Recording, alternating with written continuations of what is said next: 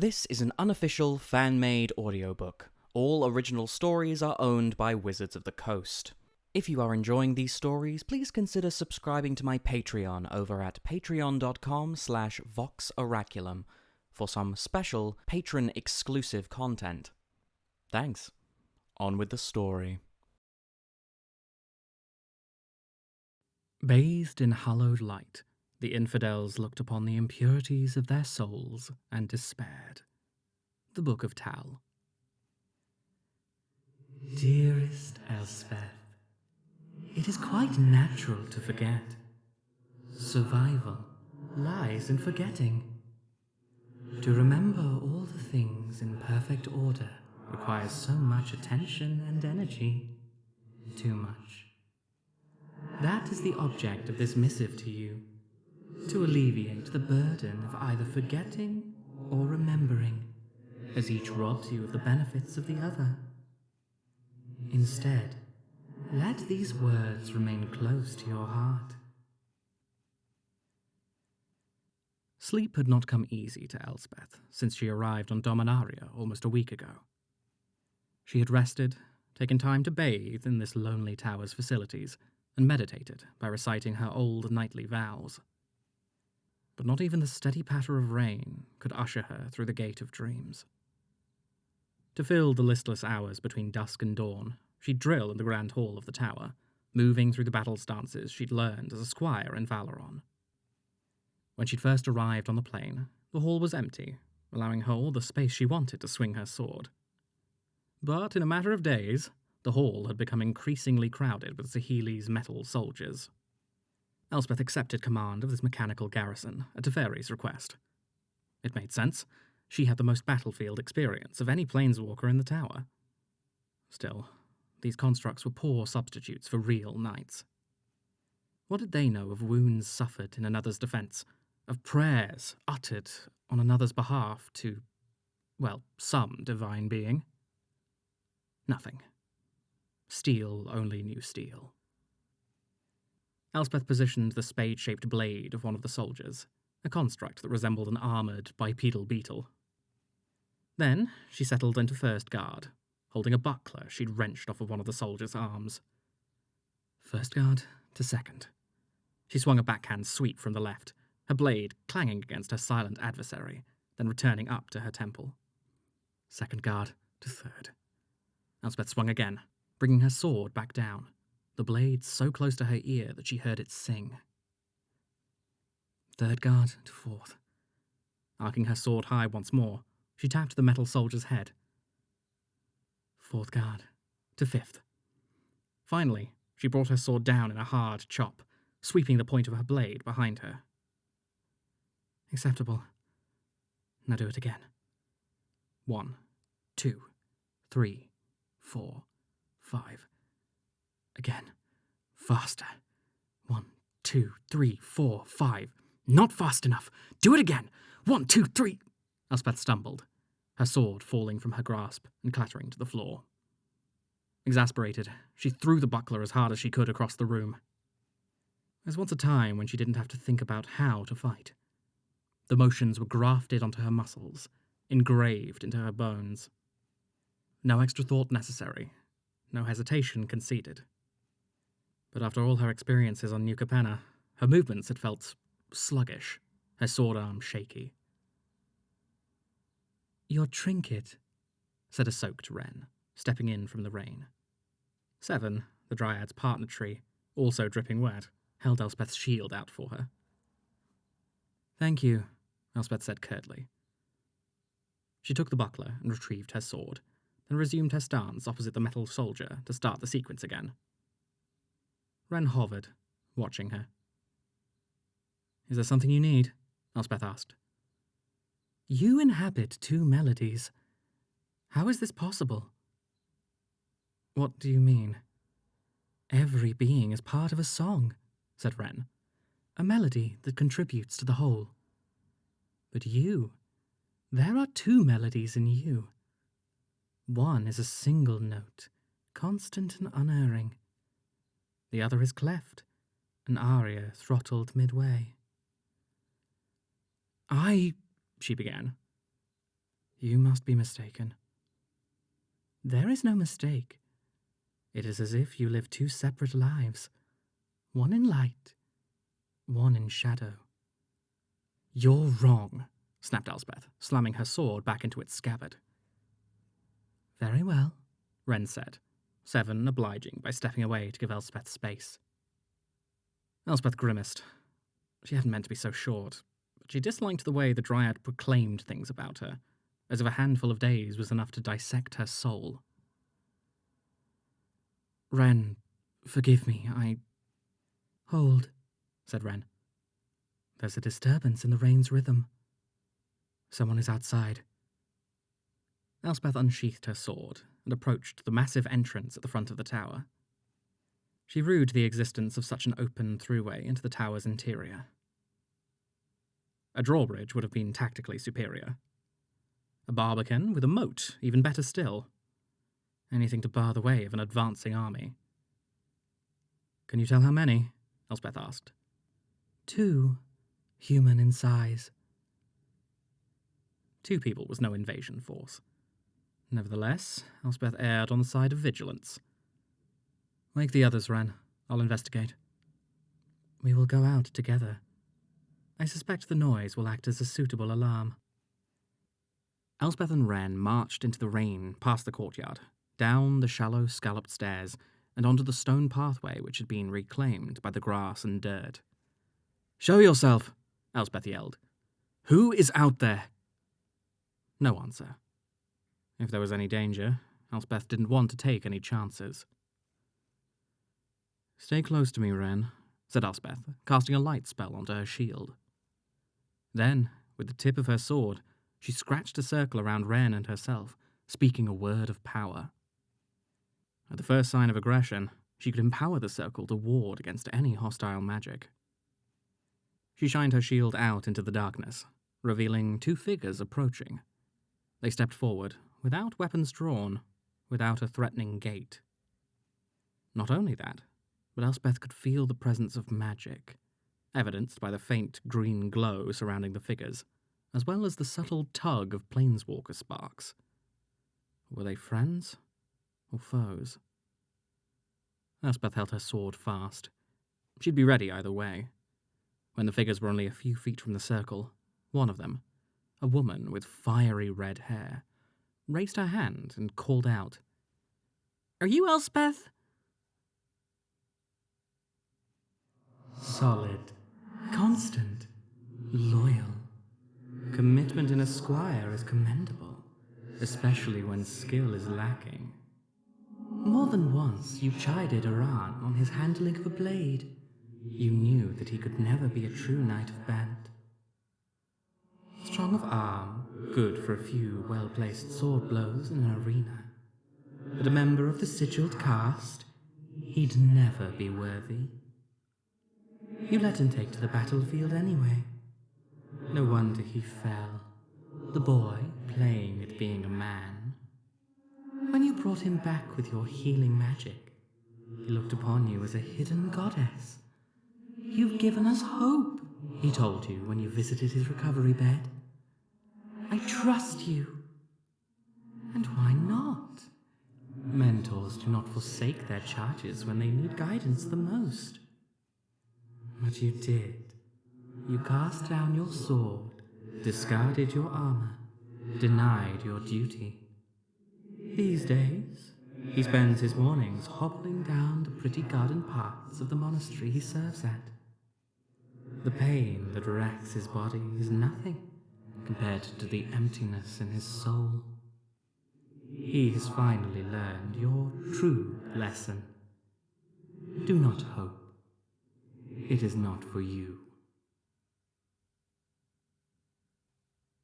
Nissa Ravain and Chandra Nalar walked into the light. 2 more people on the list of those who knew more about Elspeth than she did about them, thanks to Ajani. She and Wren welcomed them into the tower, allowing them to dry off and get their bearings. To their credit, they were kind, exuding as much warmth as anyone had ever shown her. But they were not her friends, as much as they seemed to desire it. Perhaps in time. But that time had not yet come. So Elspeth smiled. She smiled, said nothing, and after handing them off to a bleary-eyed Kaya for a debriefing session, didn't look back to wave goodbye. She had her duties, after all, which didn't include sitting in meetings sipping tea. As she exited the tower, it was abuzz with activity, much of it localized the Grand Hall, where a team of servant automatons shined and polished the ranks of mechanical warriors. Outside, the downpour from earlier had relented enough for Elspeth to journey to the watchtowers located along the perimeter of the Vale, the remnants of an ancient defense grid. She'd been carrying out upgrades over the past few days on behalf of Saheeli, who was happy to have the extra help so she could concentrate on working with Teferi, Kaya, and the temporal anchor. The job suited Elspeth just fine. Being away from the noises and discussions at the tower let her ruminate upon everything that had happened to her in short succession. Clawing her way up from Theros' underworld, finding her home plane, losing Ajani. No, not simply losing him. "He's one of them, a Phyrexian," Teferi had said. "I'm sorry." Pushing the thought from her mind, Elspeth slung her sack over her shoulder and scaled the rocky outcropping at the foot of the watchtower.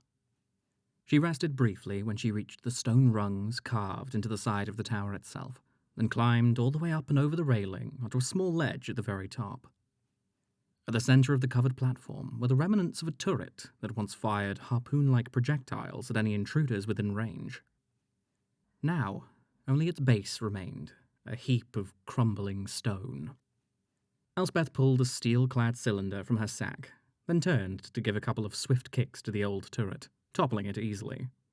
She set Saheeli's cylinder in its place and inserted a small, yellow crystal into a depression on its top. In a matter of moments, the cylinder rolled over of its own accord and unfolded itself twice over, forming a tripod base and a short barrel from which bolts of energy could discharge. "That's it," she said to herself, and sat back against the wall of the turret chamber. She closed her eyes, breathed in the cold air, and cleared her mind.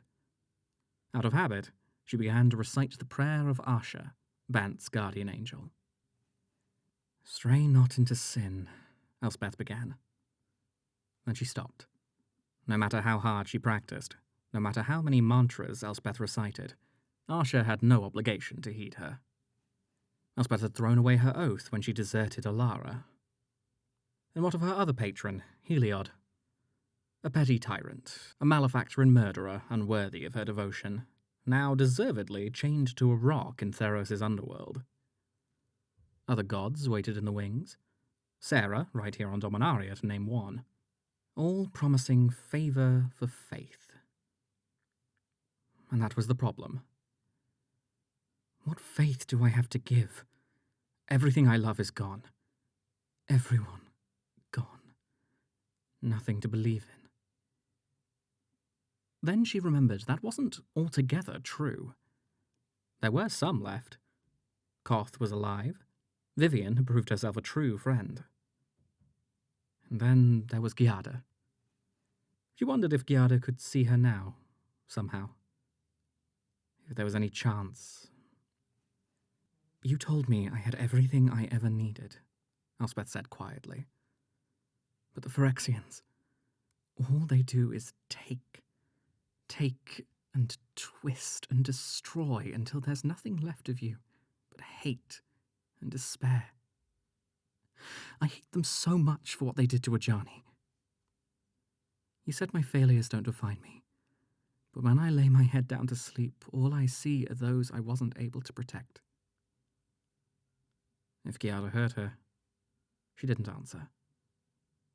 Elspeth didn't expect she would. "How much would you give up for love? Ask Daxos of Melitis, as he has given up everything. Who he was, what he stood for, that which he adored. None of these things are within his grasp any longer. For him, there is only Heliod, his fallen lord, whose punishment did not relieve Daxos of his duty. By day, he is forced to carry out the sun's will, his restored life an eternal yoke. But at night, in his dreams, he wanders unshackled, calling out your name into Erebos's infinite meadows of six-petaled asphodel made of the sharpest glass. As the edges slice his legs, causing them to weep blood, he pauses to feel the pain, for in his waking life, he feels nothing at all. Once a moon, his mind is further free to traverse deeper into Crufix's realm. And what do his oracle eyes show him? They bring him to you. A facsimile, to be sure, but real enough for Daxos, standing atop the multi-headed corpse of Polucrinos, the World Eater, its black blood still fresh upon your hands. Why do you deserve a life without suffering? He demands to know. You answer by mocking his tears, then thrust your blade through his chest, into his heart. Daxos wakes up soon after, and prepares for the dawn. The rain returned, just as Elspeth arrived back at the tower. She made her way past the glares of silent metal warriors back to her room, but stopped short when she heard voices coming from the corridor outside her door. Peering around the corner, she recognized two people seated on the hallway floor. Chandra, Joda, a jug of wine between them. "She was so mad," said Chandra. "Threatened to drown me. I didn't even burn the whole forest down. Just one teensy-weensy part of it. I mean, trees grow back. Eventually. Oh, and don't tell Nissa any of this." "Drowning. She stole that threat from me," said Joda. "Ah, Jaya. Always good at destroying, not quite as adept at creation." He took a long drink from the jug. "Heavens, you didn't taste her cooking, did you?" "Ugh." Chandra yanked the jug from Joda and gulped down several mouthfuls. "Don't get me started on the quiche." Joda burst out laughing. "She made the quiche. Again." After that, eggs were forbidden within 5 miles of Carol Keep. I'm not kidding. We paid a priest from Sonara to cast a ward to keep chickens away from the place. Let me have one turn on Sahili's time machine, and I'd go back. An abrupt sullenness gripped him, but he remained silent for a while before speaking again. I'd go back and eat the whole damn thing. Elspeth watched as Chandra placed her arm around Joda's shoulder and held him tight, futilely attempting to prevent her own tears from flowing. It wasn't necessary to know who this Jaya person was to appreciate what she meant to Chandra and Joda. The closest of friends. Now, while they were distracted, Elspeth made her move. She hoped to appear in a flash, walk by, get to her door, and disappear behind it before Chandra or Joda could realize she was there. Such a silly expectation. "Elspeth!" Chandra called out, wiping the last of her tears on her sleeve. "Hey, care to join us? Believe me, you'd be doing us a favor." Elspeth turned away from the door handle and mustered a half-smile. "No, thank you. I need to study the area map and make sure that everything's accounted for." "Study?" asked Chandra. "What are you talking about?" "Elspeth has been developing defensive actions in case we get attacked," said Joda. "It's quite a bold strategy, if I do say so myself." Bold? She wasn't so sure. Desperate seemed more accurate. In addition to setting up the watchtowers, she'd been working with Joda, Kaya, and Sahili on measures to take in the event of an assault on the tower. It would happen eventually, that was certain. So it was imperative to have a plan in place. Even a plan that had a remote chance of succeeding was better than having none. "Thanks." She pressed down on the latch and felt the catch on her door give way. "Anyway, sorry to interrupt." "Wait," said Joda, suddenly serious. "I know things have been odd for you here." He motioned to the empty space on the opposite side of the hallway. "You're among friends. Please, There was something about Joda that she couldn't deny. A strange familiarity that she couldn't peg, but nevertheless pulled at her. Perhaps it was as simple as his kindness to her when she arrived at the tower, the mere act of telling her that she was welcome no matter what. Whatever difficulties she was having, she had the space to deal with them as she needed. For that, Elspeth could relent. She pulled her door shut and sat down on the floor across from him. "I'm sorry about your friend," she said. "With all this madness happening, it must be difficult to mourn." "We're not mourning," said Chandra, offering Elspeth some wine. "We're celebrating who she was. That's the way Jaya would have wanted it." Elspeth pushed the jug away. "I didn't know her." "And tell us someone you did know," Chandra said. "Someone gone too soon." Elspeth thought about the names. There were so many. Some she couldn't bear to consider dead, others whose fate she didn't know, still others in the murky in-between. One name emerged from the recesses of her mind, one she hadn't uttered since before Heliod struck her down. "I knew a man," she said. "An artificer from Urborg who fought beside me on New Phyrexia. He was exasperating and pretentious." She couldn't help but smile when she thought of him. But he was also brilliant and brave and loyal. The kind of person who would venture across plains on the shoddiest of information because he thought his friends were in trouble. "Venser," said Joda, taking the wine and gulping some down. "You knew him?" "Long ago, when he was very young and I was somewhat younger. I'm ashamed to say that I punched him in the face for circumstances that weren't his fault. I told him I was sorry, but that didn't make it right. I wish he were here to tell his idiotic jokes. I'd even pretend to laugh. You'd think after decades of fighting, so much death, I'd be used to loss," said Elspeth. "But I can't escape the names of those who fell to save me, of those whose blood is on my hands because of my failure. Their ghosts haunt my dreams." "Well, it's been centuries for me, and I'm only barely hanging on." "Centuries? Did no one—" Joda straightened himself up and cleared his throat. "You are in the presence of a 4,000-year-old man. I know, I don't look a day over 2,500. 2,500? He didn't look older than 25. How is this possible?" "Oh, you know, the usual. A very, very, very long story that we don't have time for and that I don't have the patience to tell." Joda looked at her wistfully. "In my time, I've lost people I've cherished. So many now. Like you, I can close my eyes and still see them.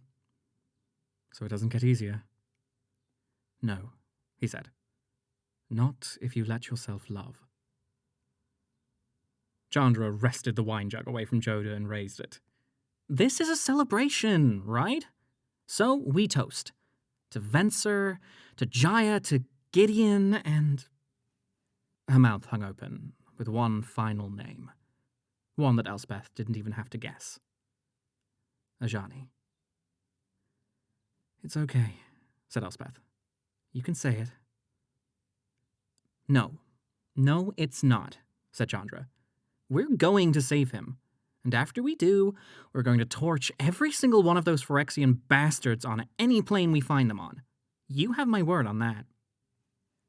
Elspeth nodded and took the wine jug from Chandra.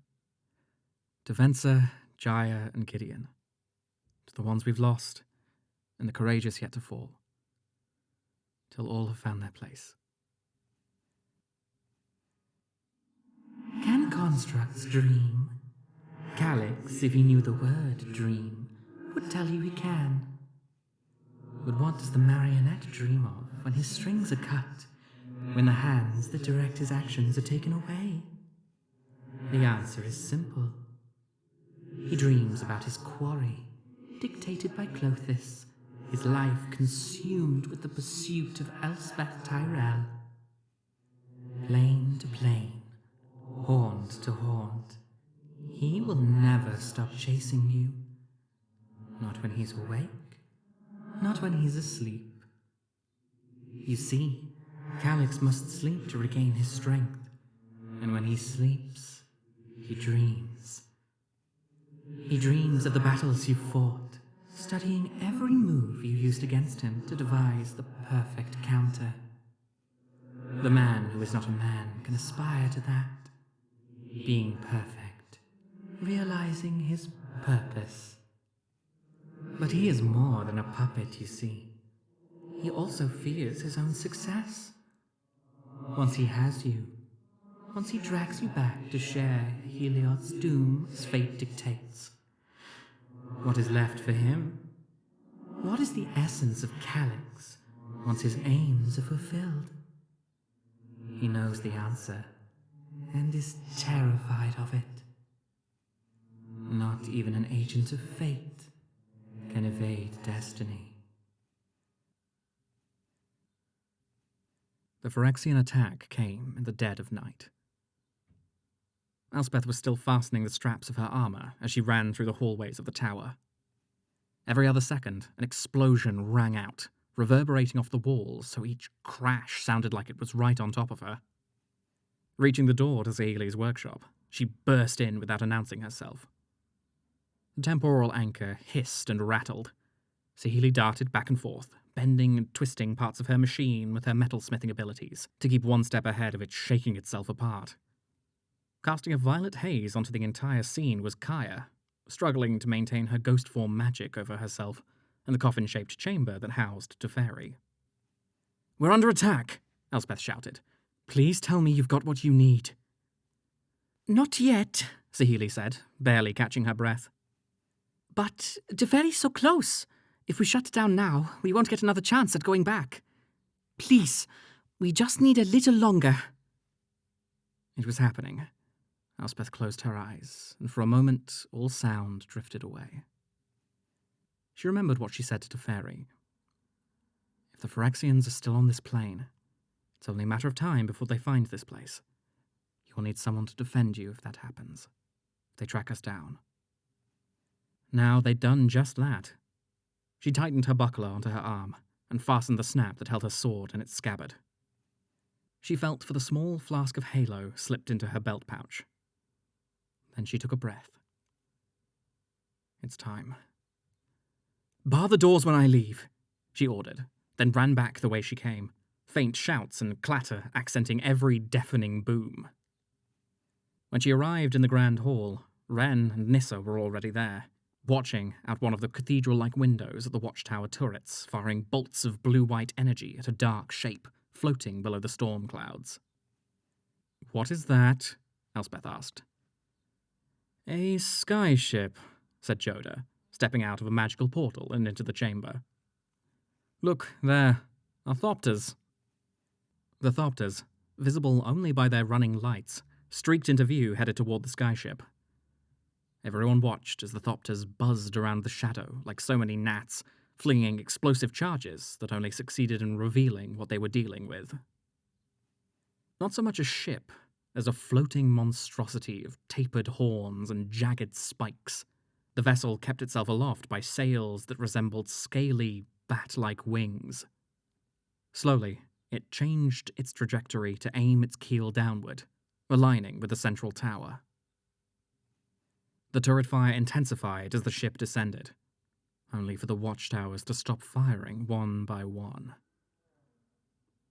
"The defense grid," Joda said, his voice hollow. The ship lowered itself onto the ground to rest on a set of spines spreading out from its hull like the legs of a giant insect. Elspeth had seen enough. "They're on their way," she said. "Ren and Nissa protect Teferi at all costs." Among the soldiers, she eyed a pair of mechanical dromedaries, filigree steeds built by Sahile for this exact moment. "Joda, are you ready?" Joda shot Elspeth a look. "I suppose it's too late to ask for your plan to be a tad less bold." "You had your chance," Elspeth said. "Now we ride out to meet them. By time for Teferi. They mounted up and armed themselves with power stone lances, also prepared by Saheeli. Joda was right to have doubts. In a siege, the defenders' advantage came from their walls. Doctrine called for them to hunker down inside the main structure, set up archers or other ranged units to attack from a distance, and break any attack through attrition. But there were two problems with that in this scenario. First, the tower was no castle. Its open nature made it impossible to defend against intrusion if the enemy swarmed it. And second, the Phyrexians weren't a normal army. Their morale would not be broken by a failed assault. Somewhere out in the darkness, they were sneaking and scheming. What Elspeth had to do was trick them into obeying the rules of conventional warfare by providing an irresistible chance to sow discord and spread fear. "Arise!" screamed Elspeth. All at once, the 100 or so mechanical soldiers stomped to life, swinging their sharpened blades in unison like a set of thresher blades. Behind their ranks, a group of 10 clay-covered brutes raised their arms into a boxing stance, readying their fists to smash any foes that Elspeth directed them at. The construct's unblinking eyes, all trained on Elspeth, pulsated with a soft golden light. "Assemble!" The company marched in perfect time out of the chamber and into the courtyard, forming 3 concave arcs end to end. "March!" The soldiers advanced and fanned out, descending the central steps and stopping at the far end of the main pathway. The clay statues stayed behind in the courtyard to absorb any enemies that got past the front line. Everything was set. "Now we have to hurry," she said to Joda. The two rode double time around the southern side of the tower, keeping close to the wall until they reached a predetermined vantage point from which to monitor the siege line. "Saheeli said these lances only have 1 shot," she reminded Joda. "We have to make it count." "Artificers," he grumbled. "Would it hurt them to make these fantastic inventions usable more than once?" Elspeth opened her mouth to say something, but a noise stole her attention. The sound came like whispers, followed the quiet slurp of things slithering through the mud. Then came the flapping of wings, and a low, thunderous rumble that roared into an ear-piercing shriek. A Phyrexian battle cry. The army coalesced at the very edge of the tower's light, bending the membrane of the dark until it tore open. The front ranks bristled with humanoid warriors, armoured in black plate metal, their arm clusters tapering into blades, serrated edges, and needle-like spear points. Behind them strode mounted units, or what Elspeth first thought were knights on giant lupine creatures. But they moved too swiftly, navigated the slippery terrain much too well to have been steed and rider. Each mounted foe was a single being, rider and mount fused together. For all their fearsome numbers and weapons, the Phyrexian ground troops did not chill Elspeth as much as what she saw next. The night sky moved, and winged knights dipped into the light. They were hideous, their bodies made of black, sickle-shaped blades bound together by strands of sinew. While some maintained a vaguely human shape, others either replaced their bottom halves with a clutch of spider legs, or eschewed legs altogether in favour of a spiked ball they could use to ram enemies from above. "Damn it," said Elspeth. She hadn't counted on aerial troops, but it was too late to adjust plans. The advancing horde marched ever closer to their siege line. The mounted Phyrexians broke into a gallop, flowing around the flanks of the main body. It was a simple strategy, but effective. A pincer maneuver to smash the defenders between waves of metal beasts. Wait for it. "Elspeth, it's now or never." She knew, but it was vital to make every part of the plan count. A second longer could mean more enemies caught in their trap. Steady, steady. The writhing mass had nearly reached the siege line. One more moment, and they'd be on top of the tower defenders. "Do it now, Joda!" With a motion of his hand and the utterance of a single mystic syllable, Joda unwove the phantasmal terrain spell he'd cast the previous day, revealing the staked trenches that spanned from the far north end of the tower complex all the way to the spot where Elspeth and Joda had stationed themselves. Too late to stop their forward momentum, the Phyrexian vanguards speared themselves on a crisscross lattice of sharpened logs. With another word of power, Joda caused the entire barricade to erupt into flame, thrusting the enemy into disarray. The first rows of Phyrexian infantry met the same fate as the riders, which at first buoyed Elspeth's hopes. But with no hesitation, the next row used the flaming bodies of their brethren as handholds to climb over the barricades to the other side. The flyers followed, advancing up to the front ranks to carry otherwise pinned fighters safely over the flames. Luckily, they had one more trick in store. "Let's go!" shouted Elspeth. She spurred her mount down a path perpendicular to the invasion force, then turned sharply toward the horde in a flanking charge. She raised her lance, its tip glowing white-hot from the power stone set into it, to signal Joda to begin his own charge. As she galloped toward the Phyrexians, she set her lance to point toward the enemy and guided her thumb onto a crystal inset on the shaft. So far, Saheeli had more than proven her genius. But now was the time that Elspeth needed the artificer to outmatch anything she'd created before. Elspeth pressed the crystal when she was mere yards away from the Phyrexian line. A burning sensation overcame her hand as the lance's power stone grew intolerably bright. Then it shattered, its pent-up power erupting as a band of energy that streaked across the battlefield to connect to its mated pair, the power stone in Joda's lance. Elspeth spurred her steed onward, gaining as much speed as she could before ramming into the horde, the energy band ripping through the Phyrexians like a scythe through wheat. She continued to drive forward, not daring to slow down for fear an enemy blade getting past her greaves, or a grasping hand catching hold and pulling her down from her saddle.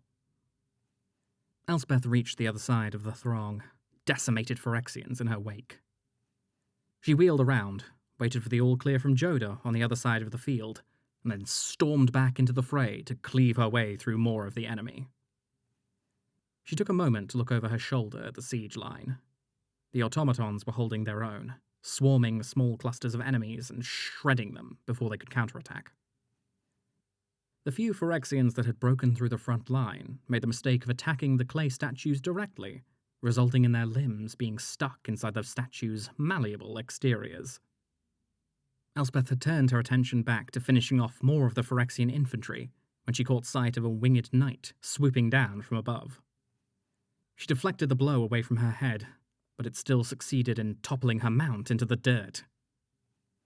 She pushed herself up from the sodden earth, only for a heavy metal boot to kick her in the stomach, whipping her onto her back. As her attacker trudged toward her, raising its axe-like arm to deliver a killing blow, Elspeth saw that no head rested on its neck. Instead, it seemed to see and sense through a flesh-stripped skull embedded into its torso. That was just the right distance for a swift kick of her own. It reeled backward, giving Elspeth enough time to spin back onto her feet and draw her sword, unleashing a pulse of white light, pure halo, that caused her adversary to stagger back, blinded. Her opening clear, Elspeth battered away the axe head and thrust her sword clean through its midsection. She pushed the Phyrexian's body off her blade with her foot, and looked up over the chaos to see the enemy reeling and disorganized. Now was the time to press the advantage. "Charge!" she screamed, her voice ringing out over the din. Upon hearing the command word, the Metal Legion defending the keep turned into aggressors, charging over the flaming barricade and onto the battlefield. Though not spooked, the remaining Phyrexians fell back to re-establish a siege line. Those that came within reach of Elspeth fell to her swings like they were dummies made of rags and sackcloth. She wasn't the only one to perceive this. The Phyrexians began to backpedal at Elspeth's approach. She gave them no quarter as she fought across the battlefield, parrying away blade and claw looking for Joda. She spotted him, pinned down against the barricade by 2 more flying Phyrexians. Gripping her sword in both hands, Elspeth broke into a charge and uttered a spell. A moment later, a helix of light surrounded her body, launching her high enough to cut down one of Joda's attackers. She swiveled upon landing in front of the other Phyrexian, arcing her blade upward to slice it out of the air. "They're waning," said Joda. Elspeth surveyed the battlefield. The last of the winged Phyrexians had been tackled to the ground by clay statues and pulled apart. Mechanical soldiers pursued the remaining Phyrexian infantry into the muck and battered them down. High above their heads, Thopter squadrons chased teams of scourges, blasting them out of the sky. Victory was firmly in hand. She turned and embraced Joda, her knees giving ever so slightly from the sudden wave of fatigue that washed over her. All she wanted was to sleep, to dream of lands with possibility, and then wake up to fight for a new day. None of it was to be. "By Urza's salty breeches," said Joda, his shoulders going slack. Elspeth let go of him and turned around. There, framed by the billow of green-black clouds, the silhouette of the Phyrexian skyship shuddered and began to move. To grow, to unfold like a beast arising from a long rest. Several more gargantuan legs sprouted from the bottom of the skyship's hull, raising its body higher than the top of the tower. Blood-red arcane symbols became visible upon its black form, symbols Elspeth knew by sight, even if she couldn't read them. It was the language of Phyrexia, emblazoned on the new behemoth to proclaim the coming of a new order. It began to move forward, quaking the ground, step by colossal step. "We can't let that thing near the tower," said Elspeth. "Agreed," said Joda, ardent resolve replacing his earlier cheer. "But I need to know, how much do you believe in your own power?" "What?" He reached into his robe and pulled out a small leather pouch he wore around his neck. He took it off and held it out for Elspeth to see. "What is this?" she asked. "Something Jaya cooked up," he said. Jaya, the friend he and Chandra wept for. "You are powerful, Elspeth, not because of the strength of your sword arm, and not because you're a planeswalker. It's deeper, your desire for connection, to be the hand that thrust itself into the flames to rescue another. To have peace, family, a home, to belong." How did he know these things about her? A week prior, they'd never met, never even known each other existed. But like Wren, he'd stripped away her various masks with little effort.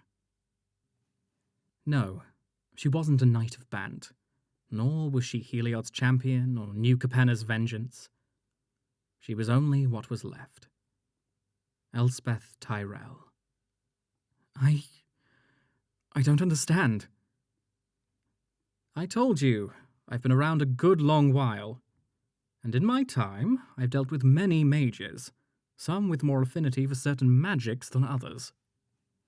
Looking at you, it's like gazing at a white-hot sun trying to hide itself. No more hiding, Elspeth." He closed his hand around the pouch, gripping it tightly. "A final gift from Jaya to Phyrexia.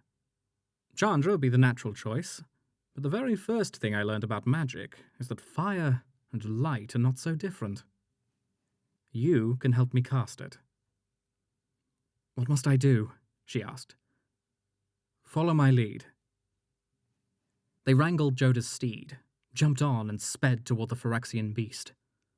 As they drew closer to it, it felt like they and the entire world were shrinking under the monster's oppressive shadow.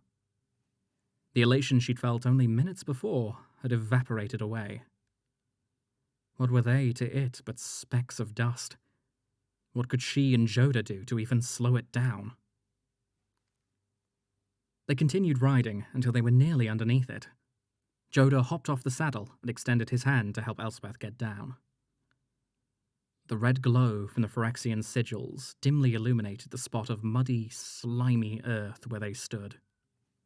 Gazing up at the monstrosity, Joda spread his arms and rose into the air, his robes billowing in the grimy wind. He began to recite words in a language Elspeth couldn't understand. As she listened, a flood of images began to infiltrate her mind. A beautiful, dark-haired woman. Joda, looking no older than he did now. The sound of shattering glass. And then fire.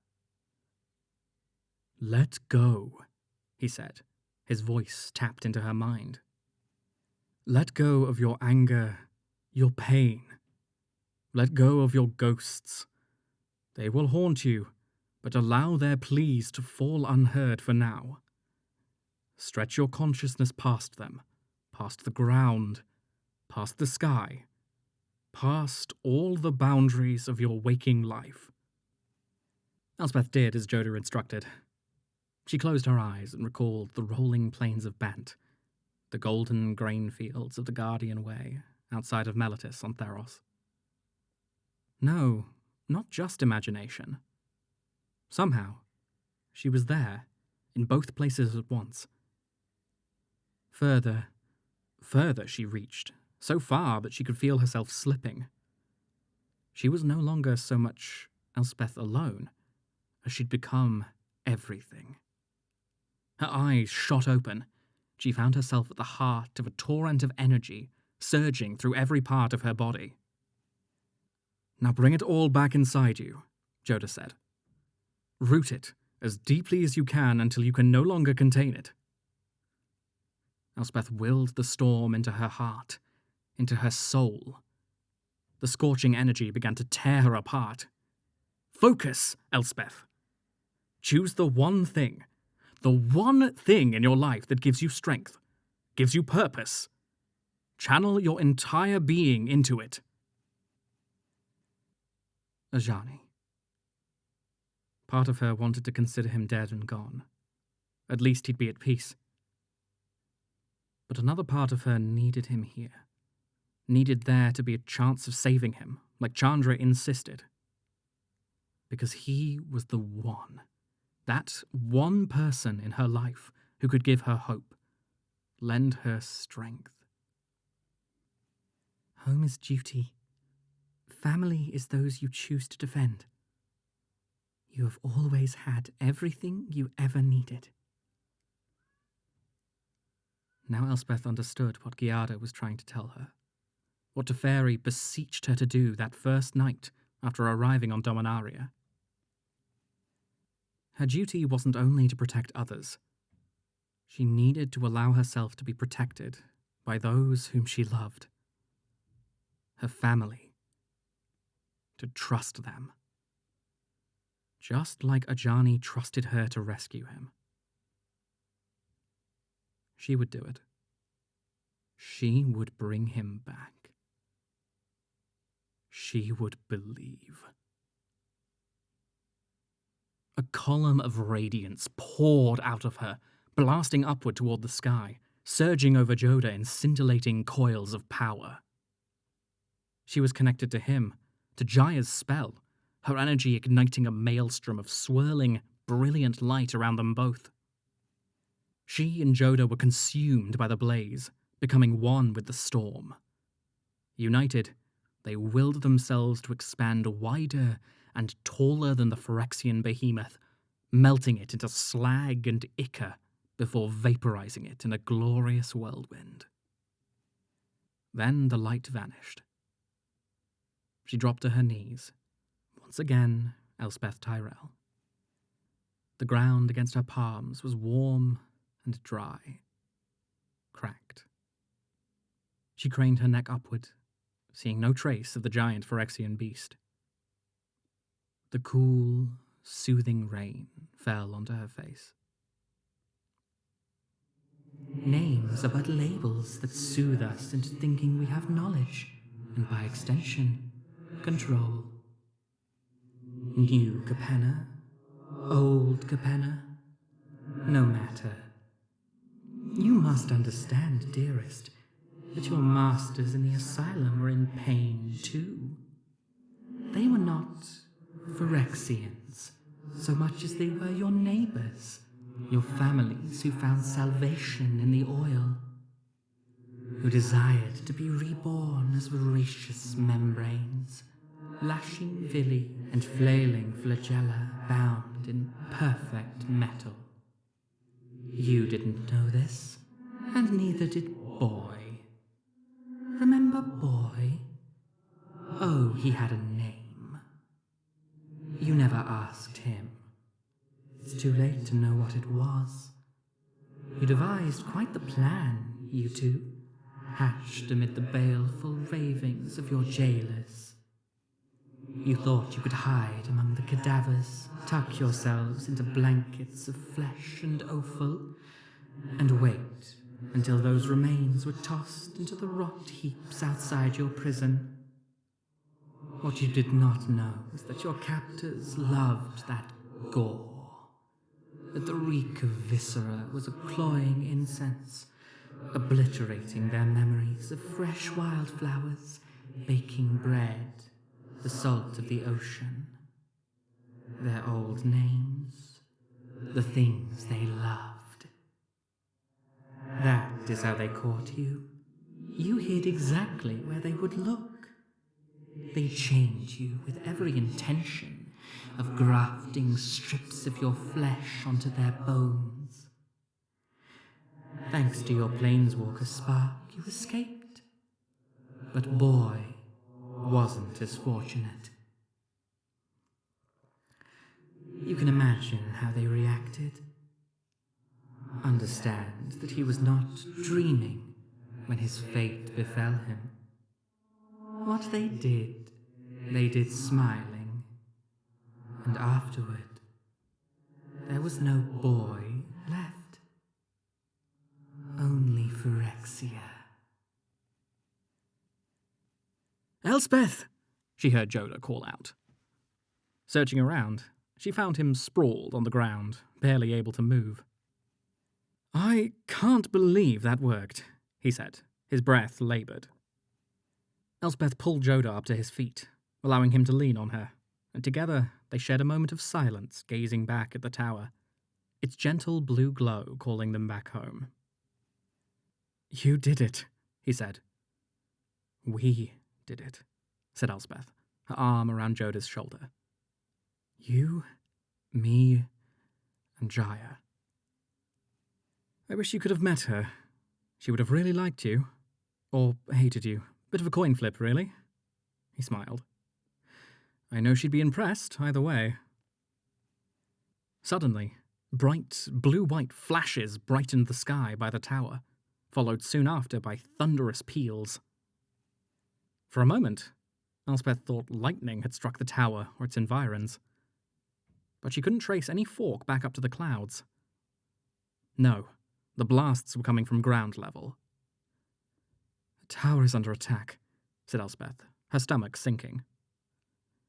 "This army, this creature, they were a distraction." "Yes," Elspeth heard someone say behind her. Turning, she saw a young woman wearing a set of robes like those worn by Joda and Teferi. In addition to the shades of red, blue, and gold, the woman's garb added one key variation. A circular star chart motif emblazoned on her breastplate, bisected by a solid line. The seal of Phyrexia. "Rona," Joda said. "I can't say it's good to see you again, but—" Rona raised her glaive and sent an explosion of azure lightning at Elspeth and Joda, launching them backward onto the mud. Elspeth whirled, tossed, and swerved like a capsizing ship. She groped for her sword, and finding its hilt, pushed herself up in time to see Rona standing over a weak and helpless Joda. "This is for the trouble you caused me in Yavimaya," she said, as she plunged the point of her glaive into his gut, eliciting a sickening rasp from Joda's throat. "No!" Elspeth screamed. She scrambled to her feet, fatigue weighing upon her like a titan pressing down on her shoulders. Even though Rona looked more human than the enemies Elspeth faced earlier, she was much worse a monstrosity. She had willingly given up her soul for the Phyrexian promise of power. Elspeth stepped back, making sure to keep Joda's body in view. She could barely stand.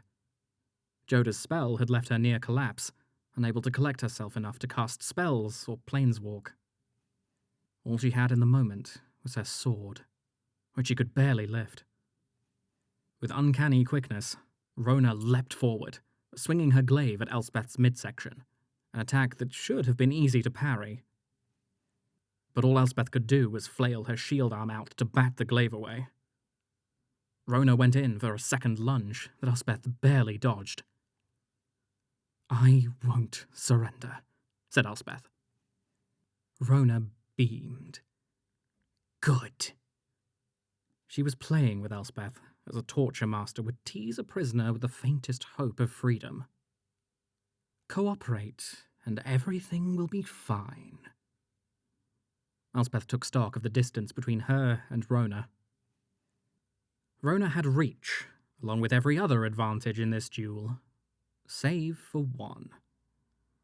Elspeth knew the dance. Trust, she told herself, and with that, she held up her buckler as high as she could and crouched into first guard position. She held up her buckler as high as she could and crouched into first guard position. Gathering every shred of strength she had left, she held it all in reserve, waiting for one more opening. Rona gave it to her. She callously stepped forward, unleashing a flurry of swings meant more to intimidate Elspeth than land a killing blow. At the end of the display, Rona spun into a head-level thrust. Elspeth summoned her remaining vigor to block Rona's strike with her buckler, knowing that the shield wasn't any match for a direct blow. The spear point pierced the buckler, punching through the flesh and bone of Elspeth's forearm. Screaming through the pain, Elspeth heaved her left arm downward.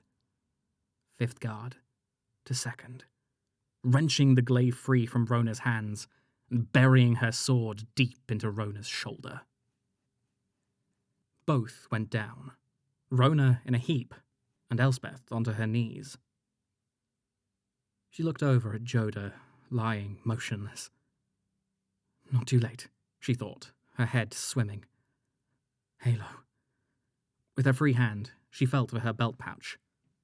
If any life remained in Joda, Halo could save him. Tyrell, I never expected to actually see you again. Elspeth gritted her teeth. That voice. Tezzeret. She looked up to see him approaching out of the dark. She knelt between Rona and her, close enough for her to wrap her hands around his throat. One last act of defiance, but her body refused to obey. Seizing her impaled arm, Tezzeret dislodged Rona's glaive with a single jerk. Then he turned to Rona to check her wound oozing blood and black, glistening oil. She's still alive. Pity. Next time, aim for the neck. And you, Tezzeret? Said Elspeth. She clutched her wounded arm to her chest. Still nothing but a pathetic lapdog. She expected him to lash out, like she'd witnessed in her prior interactions with him on New Phyrexia.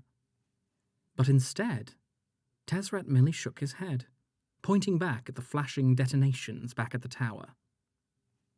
I didn't have time to disarm that side of your defenses. Messy. He took hold of Rona's collar and stood up.